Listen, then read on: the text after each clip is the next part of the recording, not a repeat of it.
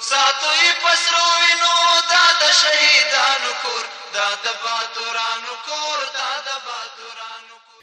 ننګرهار کې د خپلواکۍ بیرته ګټلو 15مې کلیزې په مناسبت پراخ تدابیر نیول شوي. د ننګرهار والي حاجي ملا محمد نعیم اخوند په لارښوونه جلال آباد ښار او ولسوالۍ کې د اسلامي امارت د بیا واکمنېدو او د اشغال خاتمې 15مې کلیزې په ویاړ پراخ تدابیر نیول شوي او ټاکل شوي چې د اسد په 24مه د خپلواکۍ ورځ په شاندارو مراسمو سره ونمانځل شي.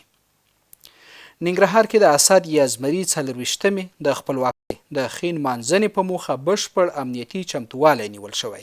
امنیتي ځواکونه له ولسونو غواړي چې له ویاړه ډکه دا ورځ دې په ډاډه زړه ونمانځي. بل لور ته ننګرهار میشتي وایي د اسد 24مه چې هیواد کې د امریکا په مشرۍ د ناټو ځواکونو د ماتې او خپلواکۍ ورځ ده په پوره ویاړ او جذبې سره به ونمانځي.